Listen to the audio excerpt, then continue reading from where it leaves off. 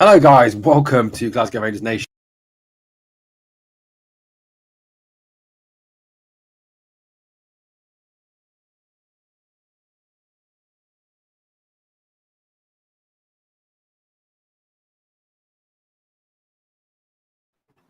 My internet finally fucking catches up.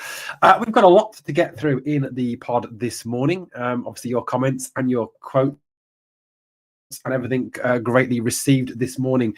We're going to talk internationals. We're going to talk Cherney jersey. We're going to talk political banners. We're going to talk Balogun contract. We've got a little bit on the takeover. We've got a lot to get through here on this morning's news live podcast here. And obviously, guys, get your thoughts, get your comments in the live chat. And we've also got a poll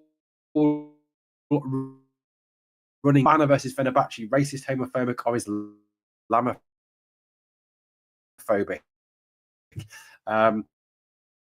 Obviously, the answer to those questions is yes, it was, or no, homophobic or Islamophobic or anything. So we're going to have a look at that. Got a few comments coming through now. Aldo says anything woke turns to shit. Grant says good morning all. Good morning, Aldo. How you doing, buddy? Right, look, let's start off. Make Rangers great against us. It's not racist to defend your rights or your ways of life. Right, I want to start off by talking a little bit about that banner and the statement that Rangers have made in relation to everything that's kind of going on at the club now. Look, I personally, my personal belief, and this is just my personal opinion, and look, feel free to disagree and tell me I'm talking crap, but I honestly think that on this one, Rangers have got it wrong. Rangers have got it spectacularly wrong. To come out and to say to supporters, that if you associate yourself with that banner or you are against the ITFAR and the call to prayer that happened on Ibrox pitch, then bugger off and don't come and support our football club. And I think that was bang out of order by the club. I don't think the club have any right to say that. Now, look, let's deal with the banner first of all. Now, UEFA have come out and have said that the banner was racist. The banner was a racist banner, and therefore, because it was racist, Rangers are facing fines and possible stadium stand closures, etc., etc. Right, let's deal with some facts here. Some absolute facts here. That banner is not racist. Okay, it's not racist, right? And look, I'm not saying that I support the banner. I'm not saying I support the displaying of the banner. What I'm against is what UEFA are doing and how the club have responded to that. So if anyone says I'm getting political or I'm putting politics into Rangers or I'm putting politics into football, I'm not. What I'm saying is, and I don't want to talk politics, I don't want to talk the rights and wrongs of that banner or the rights and wrongs of the ITVAR or whatever. What I want to talk about is the response from Rangers Football Club to UEFA over this incident. Now, UEFA have come out and said that this is racist and it is a racist incident. Therefore, the club could be fined. The club could have a stand shut down. It could lose tickets for an away game, etc., etc. And Rangers have come out and straight away said, yeah, fair enough. You've got us. Fair cop. It's racist. We're sorry. Right, let's turn on the fans. And straight away, they've turned on the fans. And straight away, it's the fans' fault. The fans have done the wrong thing. If you display this banner, if you support this banner, you're a racist. Get out of our club. Bugger off. You shouldn't be supporting Rangers, etc., etc., etc. Now, let me get one thing clear, right? The banner is not racist. Okay, it's not racist. It's not Islamophobic. It's not homophobic, right? That banner actually doesn't make a lot of sense. It doesn't say about keeping immigrants out of this country. It doesn't say anything against the Islamic religion. It doesn't say anything about any religion in particular or any group of people in particular. It doesn't single out anyone. Now, UEFA have two sets of rules. They have a set of rules as regards banners which are racist or anti-gay, homophobic, etc., etc. Okay, so they have one set of rules as regards banners which are racist, banners which could cause racial offence, banners which could be, incite racial hatred. So that's the one side. They also have banners which are in a rule as regards banners which are political.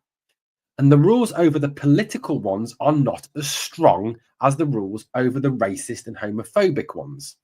Now, all across Europe at this present moment in time, we're seeing a growing number of banners that are anti-Israeli, that are anti-Jewish, that are pro-Palestinian, that are very political with what they're saying. So you've got banners being displayed by Celtic fans, being displayed in Germany by St. Pauli fans, been displayed, in Spain, that are give Israel the red card, ban Israel, talking about the Jewish religion and so on and so forth. Now, those banners have not met with the same response as the banners that were displayed at Ibrox. Those are described as political banners. They are described as not being racist and are of a political nature. Now, our friends across the city, I know they're not our friends, have displayed Hamas flags. They have displayed pro-Palestinian messages. They have flown Palestinian flags and have not gotten anywhere near the same amount of trouble as we are currently getting over this. My question is, why are we not, as a club, sticking up for ourselves and saying to UEFA, this banner is not racist, this banner is not homophobic, it is not Islamophobic, it is not anti-immigrant, it is not singling out a particular group, it is a political message, therefore does not deserve to be treated in such a way as to say you are being a racist football club and you deserve to be punished as such. Why are the club not sticking up for the fans? Rather, why are they automatically turning on the fans straight away?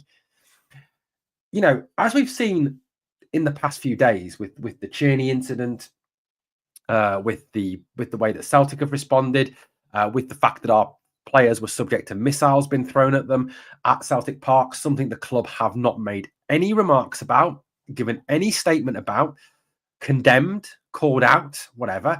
Yet straight away, this comes out and straight away, the club are attacking our own fans and branding our fans, saying some of our fans are racist, some of our fans are Islamophobic and should not associate themselves with Rangers. Now, to me, that is wrong. That is wholly wrong. Patrick Stewart, Fraser Thornton should be coming out and should be sticking up for the club. They should be sticking up for the fans and they should be sticking up for the players, not turning on the people who pay their wages, not turning on the people who come through the gate on a twice weekly basis and fund this club, who go into the shops and buy the merchandise. For me, it's utterly ridiculous, this statement that they made and the response to it. They have acted completely gutlessly. They are shameless. And it is just a further extension for me of this board not being fit for purpose, not being for the fans, not fit to run this club, and not sticking up for this club. And I am absolutely disgusted at this board for their attitude. I want to take this a stage further in a minute. I'll get to some of your points first of all. Aldo says, keep politics, LGBT agenda out of Ibrox. We don't care about your sexuality or beliefs. However, we have enough going on in our life, so we just want to watch our beloved club for 90 minutes. Correct. Let's take UEFA to the court on this. Bored me too. How can they all go? They're part of the problem. We're in this mess. What a terrible world we would live in if everything was offensive. Everything is offensive these days, isn't it? Even water is offensive. Scoosh. Fuck the board, fuck UEFA. Believe it or not, even Celtic fans agree with the banner. Hate the woke weak mentality and everything these days. I've got to say, I do agree with that. I'm still gushing over Johnny Super Soaker. Absolutely. That's true, Aldo. Craig Houston did a pod on it. Nearly every club's fans agreed with the banner. Yeah, I've seen the Craig Houston pod. I watched that this morning. It was very, very good. Imagine growing man saying you want footballer charged assault because you got water sprayed on you. What a weak, wimpy guy. Yeah, absolutely. Graham McDowell, welcome. Graham says, if we are to stop promoting our Protestant religion at Ibrox, then why is it okay to bring Islam into Ibrox? Islam is the one religion we should be stopping. Yeah, okay, fair enough. I mean, I'm not going to get particularly into that, but I want to also raise that point. Now, at this moment in time, we had the ITVAR. Now, look, I'm not saying that shouldn't have been allowed to take place. I'm not saying that call to prayer that happened on the Ibrox pitch shouldn't have been allowed to take place. I'm going to steer well clear of that because I'll be honest with you, the Islamic religion scares me. It's not something that I want to get involved in. I don't want to get involved in all that. And I don't want to say anything about Islam or Muslims or whatever, because I'm too frightened to do so. Okay, for two reasons. One, I'm scared that something might happen to me and my family because of that, because of the fact that there is that fear around them. And secondly, you like to get cancelled these days if you say anything against them or, end up in prison. But what I am going to say is, why is it that we can have an ITVAR at Ibrox and that is perfectly acceptable? And, if they've paid money to come and use Edmiston House and to tour the ground, then that's fine. But why is it that the Protestant Orange Order, who used to hold a church parade from Ibrox, are now banned from doing that? That there was an event the other day within Ibrox, a Christian event within Ibrox, which was related to the Orange Order, but they were banned from having their photos taken wearing their Orange Order sashes on the marble staircase, in the entrance, in the trophy room, anywhere near Ibrox. They were not allowed to have their photos taken in Ibrox with the Orange Order sashes on. So why is it that is offensive and that is not allowed, yet the Muslim event is allowed to take place? Why is it that we are forgetting as a club our heritage? We are forgetting where we came from. We are forgetting the fact that we are a Protestant Christian club, and that's where we originate from. Look, I'm not particularly religious. I don't go to church. I don't follow any particular religion, but that is the heritage of this club. This club is a Protestant British European club.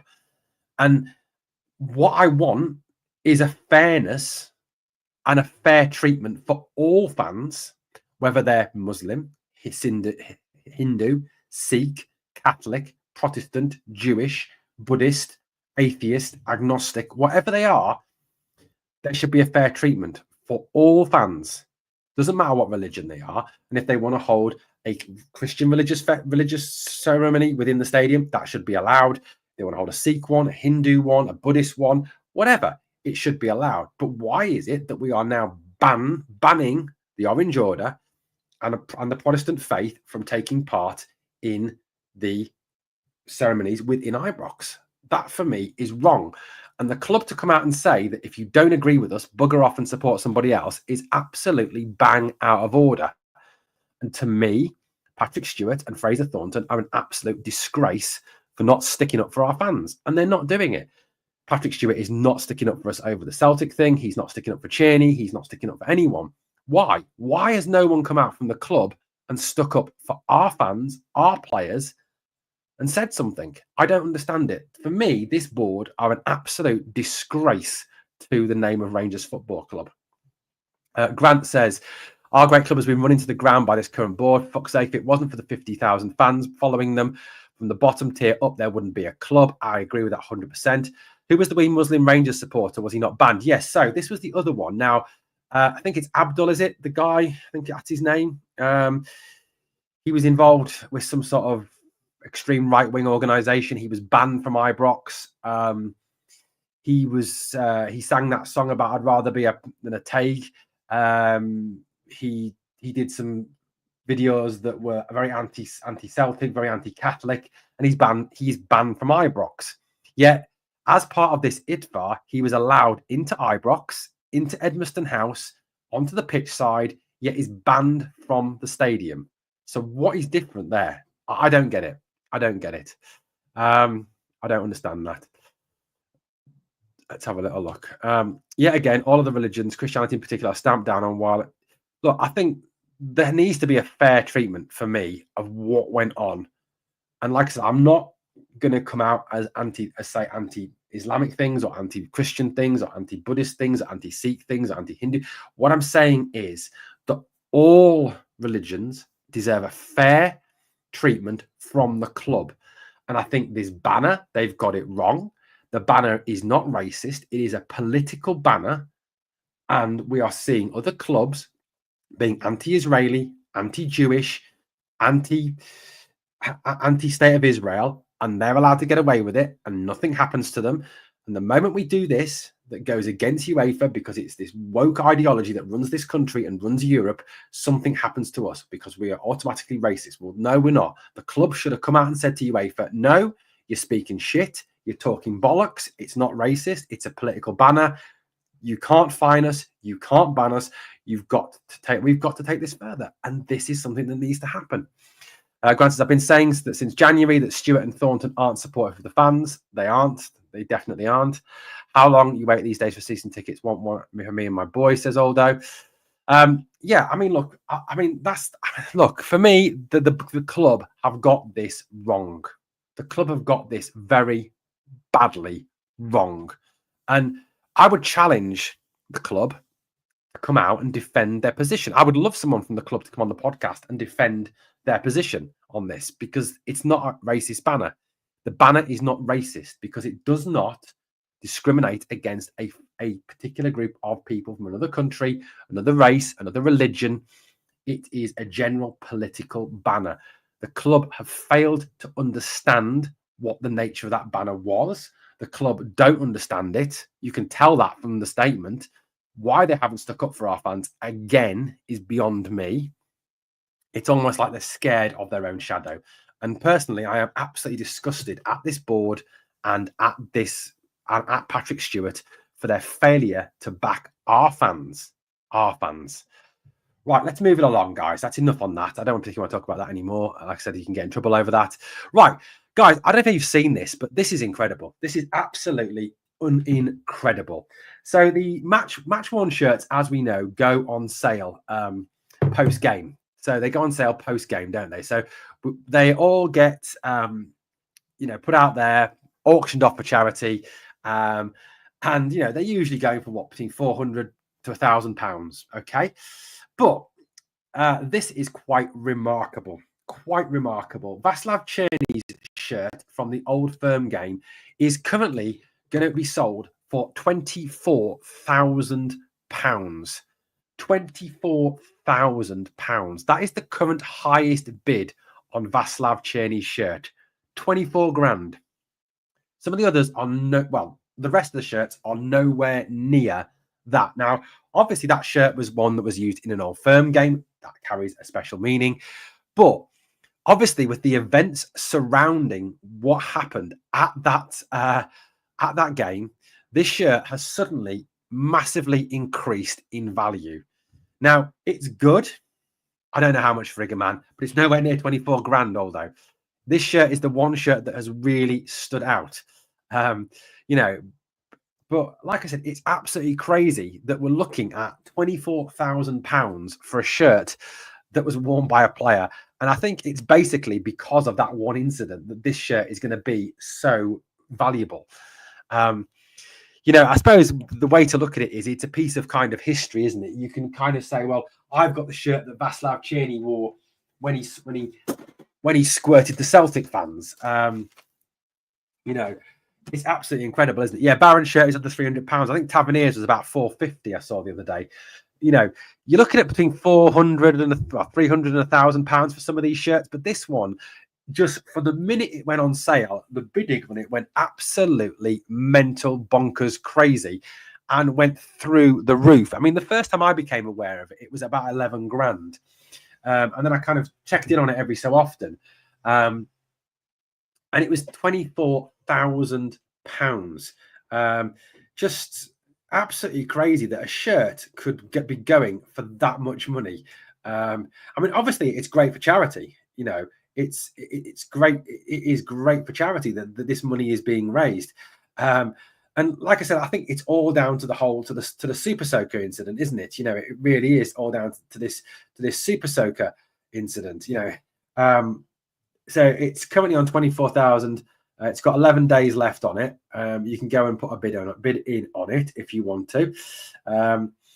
But yeah, absolutely crazy that this shirt is on £24,000. It's a it's a match worn shirt. I'm just trying to be careful that I don't bid on it because I don't want a shirt. So the other shirts, just to go through this with you, yeah, there are 11 days left on it. It could go over 30 grand. Yeah. So the other shirts on the website, you're looking at. Let's just go through them. So James Tavernier's shirt is currently on sale for £633. Cyril Dessers is £436. Dujon Sterling's is £308. Conor Barron's £307. Rid van Yilmaz £284. So you can see some of the shirts there. James Tavernier's is the highest at 633. Dessers at 436. 307. A squad signed ball from the game is £306. A limited edition framed shirt signed on the day is £287. So you can see the difference in value of these shirts. And it's absolutely mental that because of the nature of what happened with this incident, with the Super Soaker incident, with the scooshing of the water, we're now looking at a Rangers shirt going for £24,000. And like you've said in the live chat, that could easily ratchet up to about 30 grand. It's 11 days left bidding on that. And it's absolutely crazy, absolutely bonkers crazy. That someone out there is willing to pay £24,000 for a signed match worn shirt. Just absolutely mental. Absolutely mental. I just wanted to bring that one to your attention and just absolutely astounding. I mean, I'd love to know, would you pay 24 grand for a shirt? I certainly wouldn't pay 24 grand for a shirt. You can buy a car for £24,000, let alone buy a shirt for £24,000. That's absolutely crazy. Absolutely crazy. It just shows Rangers team are not absolutely shite. There are some decent players in this team and fitness levels showing going into Celtic game. You think absolutely. It's because of what happened made Cheney a folk hero for Rangers fans. Absolutely. Would I heck lol? Yeah, I mean, look, it did, didn't it? I mean, Cheney's gone up in the estimations of a lot of Rangers fans because of what he did. And, I think, look, yes, he probably shouldn't have done it. He probably shouldn't have done it. But look, in the heat of the moment, in a derby game, you get carried away. Things happen. It's a derby, As Roy Keane says, things happen in a derby, that probably wouldn't happen in a normal game. I mean, personally speaking, last word I want to have on the whole incident is I think the whole thing's been blown massively out of proportion. I think the Celtic fans are absolutely pathetic over their attitude towards it. I think some of the things that they've been coming out with over the last few days are bordering on the absolutely hilarious. Just some of the stuff that's been coming out really has. Yeah. Okay, so look, let's talk about some of the internationals from last night. As Airwolf raises, Nicholas Raskin got his Belgium debut last night. He came on with about 10 minutes to go, made an appearance for Belgium in their 3-1 defeat to the Ukraine. Look, it's a defeat, and I didn't watch the game. I didn't watch the Belgian game. I didn't watch any of the games last night. Went to bed, wasn't feeling very well. But look, you've got to say it's good that Raskin's getting his debut. It's good that Raskin's now a full international. At the end of the day, it's going to add value to him. That's the thing, that's the way to look at it. It's going to add value. It's going to add a few million onto his price tag because you're now saying Nicholas Raskin, Belgian international Nicholas Raskin. And, with the way he's playing at the moment, with the form he's shown, and apparently when he came on, he played quite well. You've got to say that, you've got to say well done to him. He's done well. This call-up that Nicholas Raskin has got to the Belgium squad and the fact that he got on the pitch yesterday, really does just show, for me, how well he has done this year. He's been absolutely brilliant this year. He's played so well this year. He's come back from a fair amount of criticism. He's come back from people saying, oh, he's out injured all the time. He misses a lot of football, etc., etc. But, he's done really, really well. And the performance that he's had in a Rangers shirt have been absolutely superb. He's been probably the player of the season so far. He's made that number 6 role his own, the way he uses the ball, the way his recoveries, his tackles, his duels. He's absolutely excellent. So, you know, I'm absolutely made up for the lad that he got on last night, that he got his first appearance. And I just hope that this is further encouragement for him, that this is another chance for him to really kick on and take it to the next level.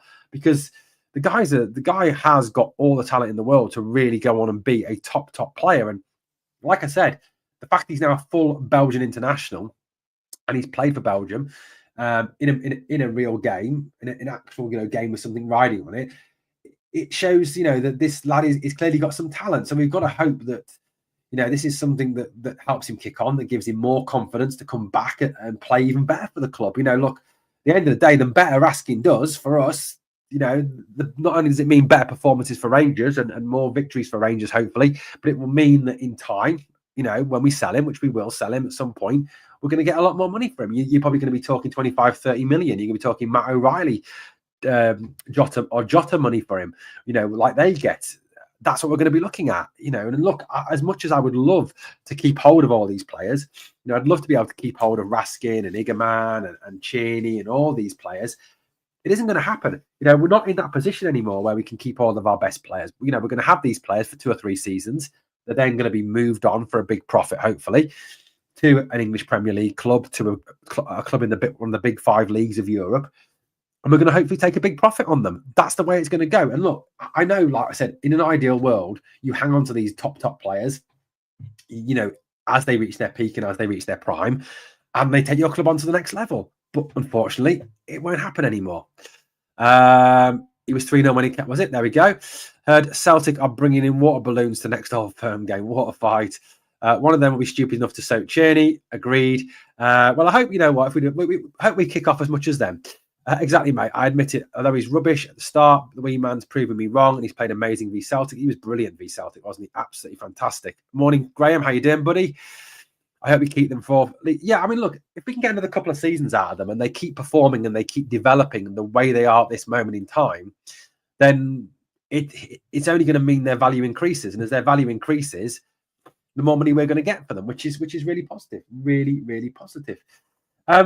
Obviously, as well, John Souttar played for Scotland last night and was absolutely fantastic by all accounts. Had a really good block, won his aerial duels, played well.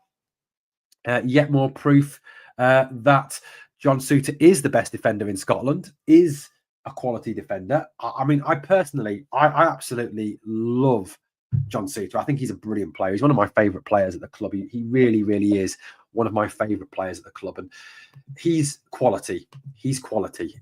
He's a really good player. And look, I think he gets, you know, he gets unfair criticism at times. And yes, I think, you know, he has got a mistake in him, you know, and his injuries have to some degree held him back. But I think what we've got to accept is that if he didn't have that injury record and he didn't have that mistake in him, then realistically, would he still be at Rangers? I would say not. You know, realistically, if he was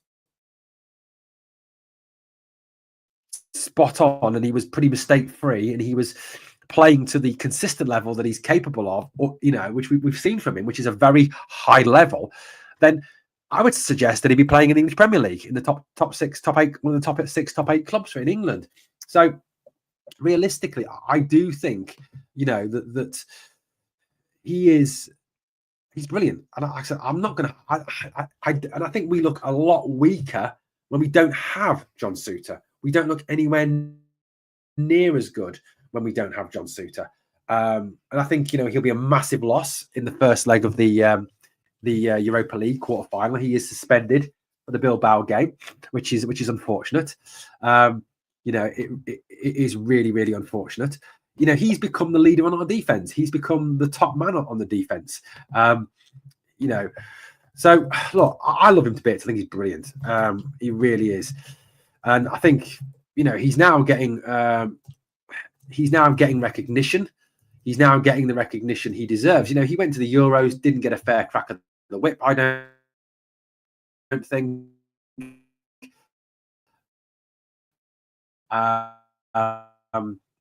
You know, didn't get, you know, the recognition that he deserved. Didn't get a chance. I think he's done brilliantly well. All right, let's have a quick look through some more comments we've got. I hope we don't kick off just to show them how embarrassing they actually are. I'm doing good, pal. Thanks for asking. No worries. Do you think the transfers improved since Coppen came in? I think on the whole, apart from the Oscar Cortez one, we've got some good players in. You know, if you think about Hamza Igaman, Mohamed Diamonde, Connor Barron, you know, hopefully Lyle Cameron will carry that on. Yeah, I think we've done slightly better with the transfers. And, you know, there's been less duds signed since Coppen came in than there was pre-Coppen. I mean, if you look at the duds we signed pre-Coppen, there's numerous. Suter has been better since Goldson left. Yep, because he's playing on the right side of defence, whereas his natural position, he's not a left-sided centre-back. When he was playing with Goldson, he was playing on the left. Correct. Morning, how you doing, buddy? Morning, Robert. How's things with you? Gorguts says, shame on the board for being so tone deaf. Is the current administration, they're on their way out? Hope so. Yeah, they are. They are on their way out, mate. Shortly here on the pod. Morning, Robert. Okay, so look, we've got a new poll running now in the live chat. Guys, please vote in that poll. The question is, would you give Leon Balogun a new contract? Would you give Leon Balogun a new contract? So this is what we know. We know that Leon Balogun will be 37 in June. Okay, so in June, Leon Balogun turns 37. Now, there are positives and negatives to giving Leon Balogun a new contract. The positives of it have to be, of course, that Leon is still a very good defender. Leon is a leader. Leon is a Rangers player through and through. He's a guy who knows the club. He knows the expectations of the club. He is a leader within the dressing room. He is, you know, a really good player. You know, he's a player who has always, you know, given his best for the club. You know, he really has. He works hard for the club. He tries his best for the club. The negative side of Leon Balogun, obviously, is his age. He's 37. And his injury history. The fact that he's got injured a lot more this season. And he's missed a lot more games this season. Now, personally, I think that the injuries that he's had, yeah, Grant, that would be interesting. And I don't think it would be as a lot of people expect it to be. Robert says, feeling great after the last 2 games, even cheered for Scotland last night. Yeah, I am a clown. Well, John Suit was playing, mate. You've got every excuse to cheer for Scotland last night, just for Suit. Do it for Soapy. Do it for Big Soapy. Look, and Liam Kelly was on the bench, obviously, as well. But, you know, getting back to the Leon Balogun thing, I think, you know, Leon's injury, take care, Aldo. Have a good one, mate. Look, I think Leon's injury history this season, I think, has come about because he has been used a little too much. They've played him a little too much. They've used him a little too much. You know, I think when Leon came back in, he was brought back in as a backup. He was brought back in as a player to cover. He was not brought back in as a starter. But I think, you know, because of Robin Proper not being the player that we thought he was going to be, because of the injuries to John Suter, and obviously the defensive injury crisis at one point when we were missing all our central defenders, Leon Balogun has perhaps had to play more often than ideally you would have wanted him to play. Also, you know, you look at the situation where 36, 37, he can't play 3-4 games in play 2-3 games in a week. You know, he's been asked just recently to do that, to play 3 games in a week, and that's when he's broken down. Now, don't get me wrong, I think that we do need some new centre backs. I think we do need to get rid of Proper. I think we do need to go and buy at least one centre back in this summer transfer window. But if you consider, then you'd have John Suter, a new centre back, Clinton and Ciala. I don't have any strong objection to having Leon Balogun as a backup. You know, and this is the way you've got to look at it: is, you know, realistic. If we were to go and buy 2 centre backs, right, in this summer transfer window, and allow Leon Balogun to leave, you've then got Suter, 2 new centre backs, Clinton and Ciala. Now you've got 4 players there who are all going to want to play first team football, who are all going to want to start. Now, realistically, you know, can you keep them all happy? You know, yes, you can rotate. Of course you can. But, you know, we don't know who the new manager is going to be. We don't know what his policy on rotation is going to be. You know, Barry doesn't seem to be in favour of rotation if he comes in. So Leon Balogun, to me, he would be a player who would come in. He'd be happy to be a backup. He'd be happy not to play every game. He'd be happy to just play when he's called upon. And I think, you know, if you're asking Leon to play 1 out of 4 games or 1 out of 3 games, then you're probably going to get the best of him. So for me, I think giving Leon a new deal would be absolutely spot on. I just think it brings so many positives. One, like I said, he's a cheap backup. Second, he will be willing to play that backup role. Three, you're getting a reliable leader. You're getting a good defender if you need to use him. And four, the other option, he is a player who understands the club. He's a player who's part of that leadership group.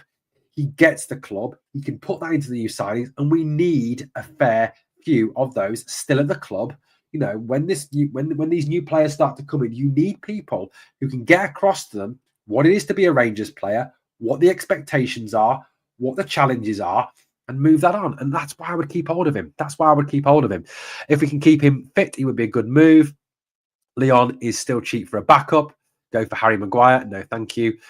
Be nice to have Davy Weir in the team now. Yeah, I mean, Grant says here it's not his age. Davy Weir played till he's 40. It's his injuries. Yeah, and I think a lot of his injuries have come about because we've overused him. I think he's been asked to play too many games. He was always brought in, I think, to be a backup. But because of the fact that Proper has been pretty useless, we've had all those injuries. Balogun's probably had to play more often than we would have liked to have used him. He's probably played more minutes than we would have liked to have used him. Therefore, his injuries have increased. And I think for me, if you go and you buy a centre-back or a couple of centre-backs this window, and you go in with a minimum of Suter, a new centre-back, Clinton and Ciala, Balogun as your fourth choice, you're probably going to ask Leon to play what? One in 4? 1 in 5 games? You're going to go with Suter and the new guy as the starting pair. Then you're going to go perhaps rotating Ciala in to keep his development going.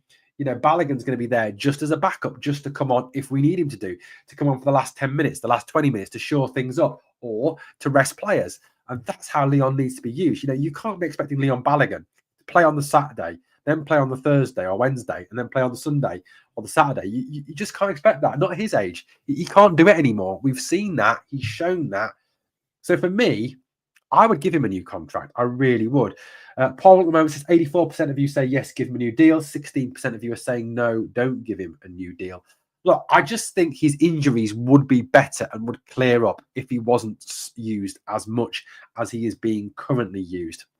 And I think for me, the positives of keeping him at the club far outweigh the negatives of keeping him at the club.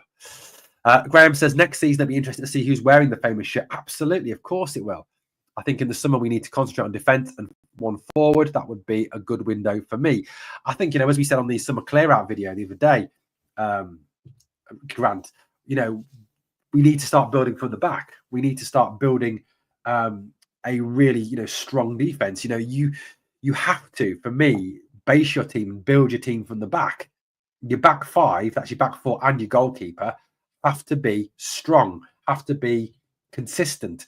If you look at teams that are successful, teams that do well over the years, they don't rotate their back four. They don't rotate their goalkeeper. They play pretty much the same 5 players at the back as a unit, game in, game out, and they are successful because of it. I mean, you look at the great Rangers teams of the past, Goff, every game, Ammo, every game, Butcher, every game, McPherson, every game. You look at the great Arsenal teams of the past, Adams, Bold, Keown, Dixon, Winterburn, every game, week in, week out. The great Manchester United teams of the past, Pallister, Bruce, Irwin, every game playing. Neville, Stam, Rio Ferdinand, Patrice Evra, every single game. They played the same back four. And to me, that's how we need to do. Yes, build from the back. But I think Big Leon would be someone that could come in and be that backup. Golgut says 2 fullbacks, 2 centre-backs, 2 forwards, 1 target man, 1 poacher. That's his shopping list for this summer. Golgut, I think that's a pretty decent shopping list, mate. I'd get shot of Danilo if any team was stupid enough to take him. Says Grant, men with balls. Yeah. Well, you know what they say, Robert? If your auntie had balls, she'd be your uncle, mate. She really, really would. So, look, I think for me, it's a no-brainer. Keep hold of Big Leon. I think it's a definite. I would definitely keep hold of him. I'm going to keep that one running. Golguts, you've definitely been on the sauce this morning. I wouldn't take Dessers over anybody. I think he's too inconsistent and too unreliable. I would sell Dessers this summer. I really, really would, because I just feel that he is at the age now where he's going to start to decline. He's not going to get any better. And he is scoring goals at the moment. So I think this is the time we can get some value back from him. We can actually make some money back on him. We won't lose money on him. So I think for me, it's time for him to go. It really is. Right, let's talk about takeover, shall we? Let's talk takeover. So, as reference to takeover, the latest on the takeover. What do we know about the latest on the takeover? So, according to reports on a number of sources this morning, the papers have now been submitted by the 49ers and Andrew Kavanagh to start to move towards completing that final takeover of the club, putting a lie to the fact that this deal is going to fall down. Yes, he has been our top scorer for 2 years running, Grant. I agree. But what I'm saying is he's 30 years old. He is not going to get any better over these next 2 years. In fact, he's going to get worse. He's going to decline. So if you can get 4.5, 5.5, 6 million for him now, this is the time to sell him. This is the time to sell him, not keep hold of him. I think if we keep hold of him, you're going to have a situation where he gets to 31, 32. Either he comes to the end of his contract and walks for nothing, or he becomes a player that is not worth what we paid for him, and you're going to lose money on him. And unfortunately, as a club, we are not in a position anymore where we can afford to lose money on players or allow players to walk for nothing. We need to still make money on players. Even with new owners, I still think there is that need to keep this player, to start and to work this player trading model. You know, there is, I think, going to be a basic budget every single year for player acquisition, but whatever we can raise on top of that from player trading will obviously enhance the squad and enhance our ability to purchase players of that higher ability. That's what I hope. That's what I hope, going forward. And I just, like I said, I just find Dessers too unreliable. Yes, he's done it in a couple of games, but then the last couple of games against Fenner and against Celtic, he's been really poor. He was poor in the second leg against Fenerbahce. He was poor against Celtic. I just think that that is the problem with him, that he's too inconsistent. And if we can get 4.5, 5.5, 6 million for him now, this summer, and then reinvest that into the squad and go and buy 2 reliable strikers who are going to score you 30 goals a season, then for me, that is the best way forward. That's just my personal opinion. So feel free to disagree with that. Now, the reports also indicate that the 49ers are already starting with transfer planning. Apparently, this is just a story that I've read this morning, that they are pledging to put a minimum of around £25 million into player purchasing every single summer. Now, that is, for Scottish football, a substantial amount of money at this moment in time. So that 25 million would be a minimum plus whatever can be raised through player sales. So, for example, if we were to move a couple of players on, say, get somewhere in the region of 15 to 20 million for them, then you'd be looking at what? 40, 50 million pounds to spend on new players.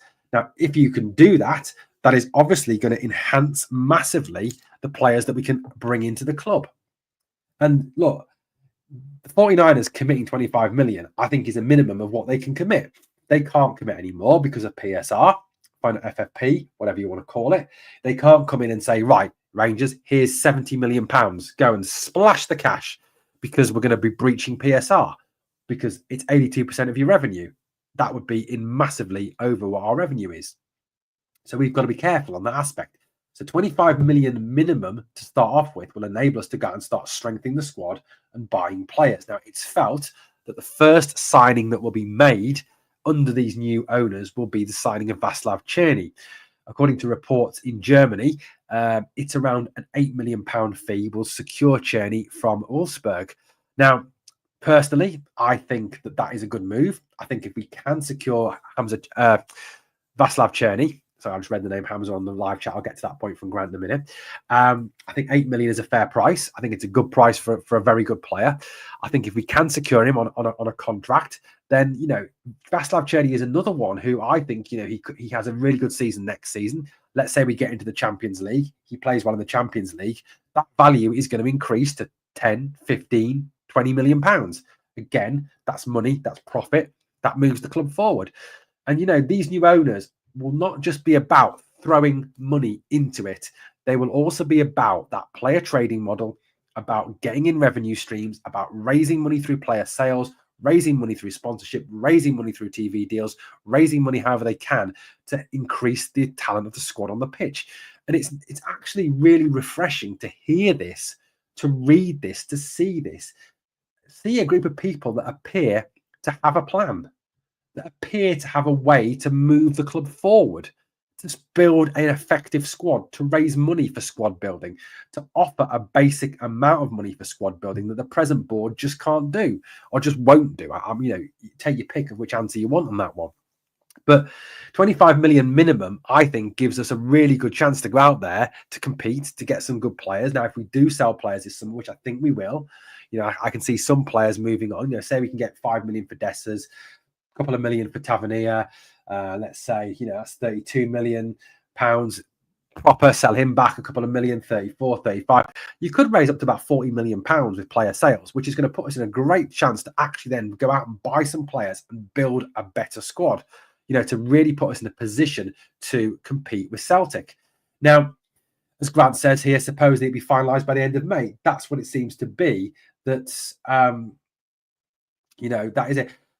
There will be sell-on value in Cherney, because even at 30, you're going to get sell-on value. Silvio Dessers is 30 years old, and still you're getting clubs from Italy looking at spending 4.5, 5.5, 6 million, at least getting your money back on him, Grant. That's what I'm saying. So I do think that you'll get money back on him. I do think you'll get money back on him. So look, this is a really positive way forward for me now. I think we're in a very good position to take the club forward, with whatever's happening. Look, there's still the debate and discussion over who the next manager is going to be. I don't think there's any sort of definite decision on that one. As Barry Ferguson, I think, has to be assessed based on 6 months of how many months it is at the end of the day. He works for the 3 months, 4 months that he's in charge of the club. You look at his whole body of work. You don't just look at the Fenerbahce game and the Celtic game and base your judgment on that. You look at it at the end of the season. How did he get on? How many games did he win? How many games did he lose? How did the team perform? And then you make a judgment based on that. And look, what I'm seeing and what I'm hearing is that, he hasn't been ruled out of the job. The 49ers are prepared to consider Barry Ferguson as the next manager if he is successful, if he continues to be successful. So, the candidates, though, do seem to be narrowing down. I mean, it seems, reading this morning in the papers, it seems that it's Barry Ferguson, it's Russell Martin, it's Kevin Muscat, it's Steven Gerrard, as possible next managers of the club. Now, what you feel about that, I don't know. What are your views on those four? Who would you prefer, Ferguson, Martin, Muscat, or Gerrard? You've got four very much mixed characters there. You've got Barry Ferguson, who is the Rangers man, the staunch man. The worry, I suppose, with Ferguson has to be that he's come in for a short time, and that the staunch, in-your-face, pro-Rangers, get it up them kind of approach is working, because the players were so fed up of Clement, they were so fed up of his tactics or lack of, and then you get Ferguson coming in, who gives them a different approach, gets into them, and turns them round. Now, it could be that 6 months down the line, that's stopped working. And, we're sat here going, oh, God, Ferguson can't do the job. So, you've got to look at it from that aspect. But, that's for better people than me to make that decision. Russell Martin would bring you total football. It's a guy who likes possession-based football. He likes to, he likes the use of the ball. He likes to keep the ball. Kevin Muscat plays fast, direct attacking football. Steven Gerrard, we know what Steven Gerrard brings. We've seen Steven Gerrard as manager of Rangers. Again, you get a very similar style of 4-3-3, players physically fit, working for each other, high press, etc., etc. So, look, who gets the job? I don't know, but it appears that it is narrowing down to looking at Russell Martin, Barry Ferguson, Steven Gerrard, Kevin Muscat. That's what was being suggested this morning. Now, as I said the other day, it could be that it's someone we haven't even thought of yet. The 49ers have already got a name that they like. They're already talking to someone, and those players, those managers that have been mentioned, are not even on their list. We don't know. Who knows how they're thinking?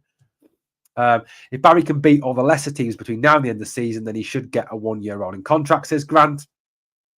Barry has shown the club the next manager. If it's not Barry, there needs to be a manager who gets the club. And I think that was something, wasn't it, that was always levelled at Philippe Clement, wasn't it? That he didn't get the club. He didn't understand the club. And because of that, he failed because he didn't get what it was to be a Rangers manager. And you only had to listen to him and Proper talking after a draw away from home like it was some sort of big success that we got a draw at Dundee or a draw at St Mirren or a draw away at Motherwell. Yes, in the Eredivisie and in the Belgian league, probably going away and playing one of those teams in the top 6 and getting a draw is a successful result. But for Rangers, getting anything other than a win against one of those lesser teams is failure. Even a draw is failure. Going to Fir Park and drawing is failure. Going to McDiarmid Park and drawing is failure. Going to Pittodrie and drawing is failure. Going to Easter Road and drawing is failure. And yeah, there was no passion. Whereas there is passion from Barry, there's passion from Neil, there's passion from Billy Dodds, there's passion from Alan McGregor. That's one thing you can't accuse this current management team of, is a lack of passion. And you've got to kind of think that passion and that energy and that enthusiasm gets across to the players. Now, one thing I know the 49ers like as a coaching staff is they like their coaches to be full of energy, full of positivity, full of positive energy towards the team and towards the way the team is playing. They've just brought back a defensive coordinator called Robert Salah, who was the head coach of the New York Jets, previously was defensive coordinator of the San Francisco 49ers. Now, if you look at Salah as a coach, he is very, very much physical, enthusiastic, passionate. You watch him on the sidelines going, come on, and giving it that. And I think they will be impressed with that with Barry and Neil and Billy Dodds and Alan McGregor, because that's what they're looking for. That's what they were looking for. Excuse me for a minute. I'm going to sneeze. Sorry, guys. Just okay, we're back. So yeah, I think they'll be impressed by Barry's passion, by Barry's real love of the club. That'll be something they do like. So it could be that is something they're looking for, and that stands them in good stead going forward. Afternoon, Optimus. How you doing, buddy? Hey, still win this league? I don't think we can still win the league, Robert. I love your optimism, mate. I really do love your optimism, but I don't think we can win the league, mate. I don't think we can win the league. Gesundheit. Thank you, Gorguts. I'm struggling with a cold. I mean, how I get a cold when the weather's warming up, God only knows. But there we go. But look, guys, I think, look, overall, I've got to say this is the most positive I've been about the club for a long, long time. I think the club are moving in the right direction. I think with the new owners, with the commitment to spend, with the commitment to move the club forward, I think it's very, very positive. I also think the present manager is doing a very good job, whether that's on a permanent basis or a temporary basis. Obviously, the end of the season will decide that. But look, that's where we're at the moment. That's where we're at.